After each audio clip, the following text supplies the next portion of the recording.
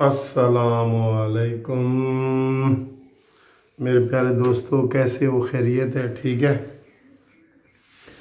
आज शहबाज शरीफ साहब को फिर एक नैब की तरफ से नोटिस मिल गया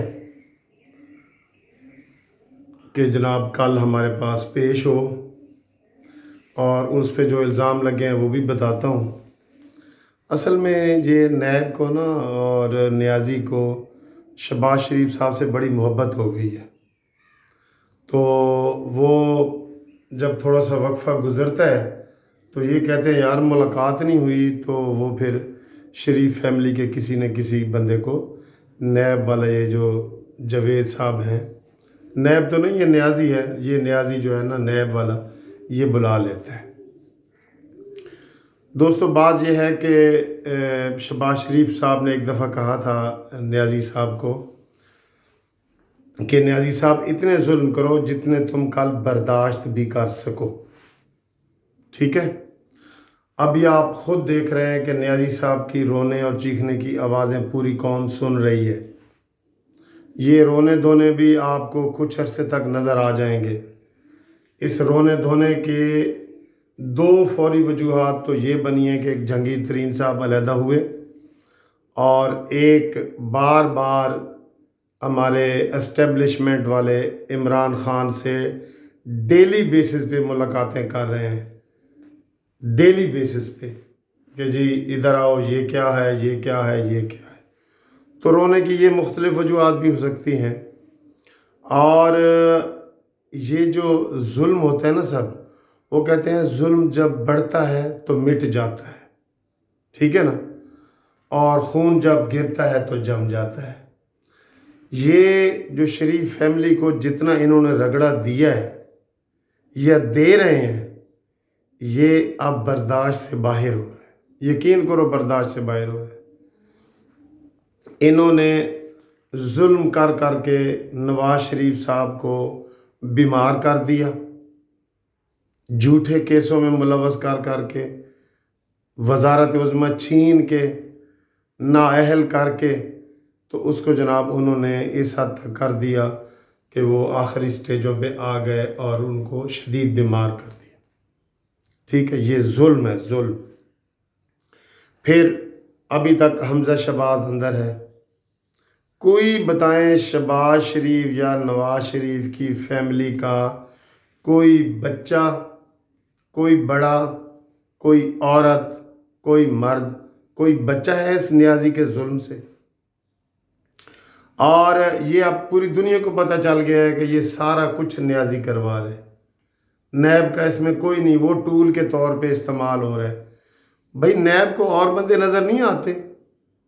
ये अभी जो परसों हलफ लिया है अलीम खान ने, ये इसको ज़मानत पे है, और इमरान खान ने इसको सीनियर वज़ीर पंजाब का बना दिया है, क्योंकि उसकी एक एटीएम मशीन ख़त्म हुई है, तो उसने कहा चलें जी दूसरी एटीएम को अब मैं यूज़ करता हूँ। उसने ऐसे जाके चेक पेश किया है, और इमरान खान ने कहा है कि सुबह हलफ उठाओ। आप चेक पेश होने वाली तस्वीर भी वीडियो पे आ रही है जो अलीम खान ने इमरान खान को दी है। और यही इमरान खान का तरीका है। बड़े से बड़ा अमीर आदमी ढूंढता है, उससे पैसे लेता है, और फिर उसको इस्तेमाल करके टिश्यू पेपर की तरह डस्टबिन में फेंक देता है। ये नियाज़ी साहब का तरीका है। इसने जितने भी काम किए हैं बचपन से लेके अब तक ऐसे ही किए हैं। बड़े बड़े अमीर लोगों से इसके ताल्लुकात हैं, दोस्तियाँ हैं। फिर उनको ये डांग भी मारता है। आपको पता है कि सबसे पहले इसको शौकत खानम अस्पताल में सबसे ज़्यादा नवाज शरीफ साहब ने 50 करोड़ का उस वक़्त चेक दिया था, जो आज अरबों रुपए मालियत का बन जाता है। तो अब जो नोटिस मिला है शहबाज शरीफ साहब को, वो देखें कितना, कैसे केस ये निकाल के ले आते हैं, कैसे कैसे केस। इनको आशियाना स्कीम में कुछ नहीं मिला, इनको जलजला जदगान वाली स्कीम में कुछ नहीं मिला। अब इन्होंने निकाला है कि यार तुम्हारे ये जो फैमिली के असासा जाते हैं मियाँ शरीफ के, वो इतने ज़्यादा कैसे बढ़ गए हैं। और भाई नियाज़ी चंदे से तो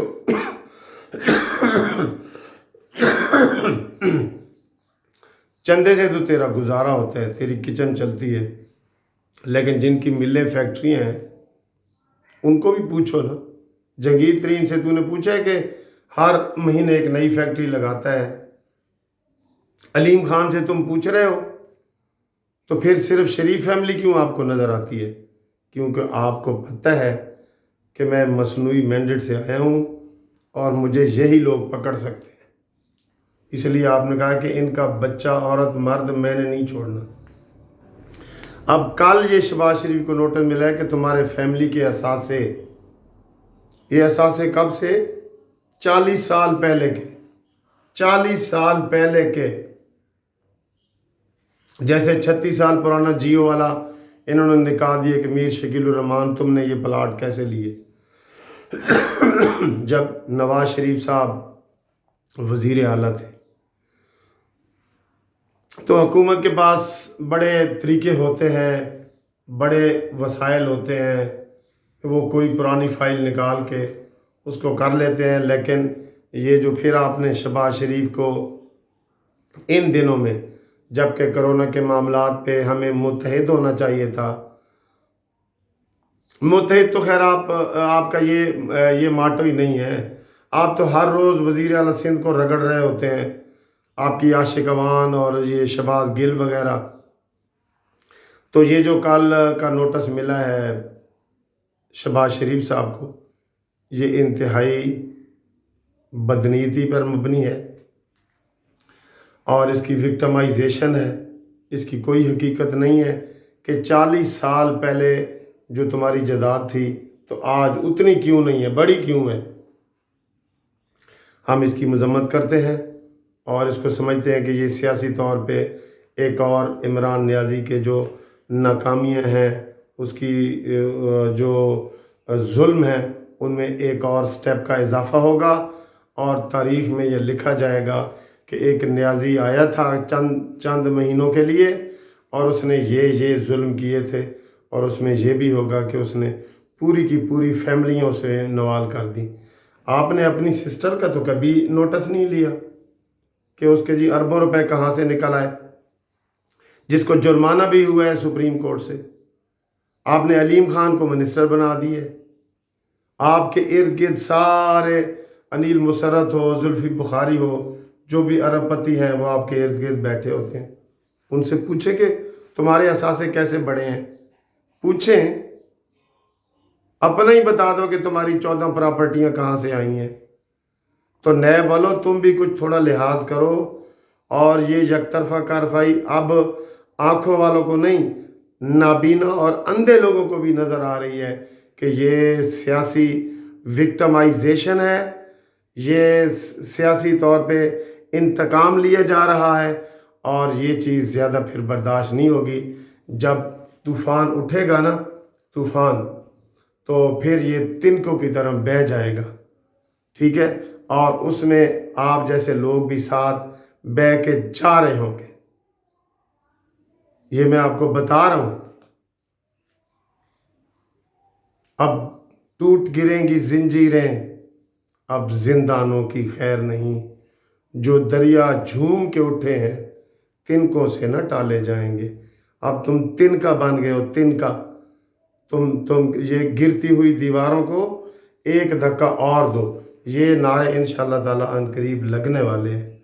آفٹر کرونا یو آر نو مور۔ خدا حافظ۔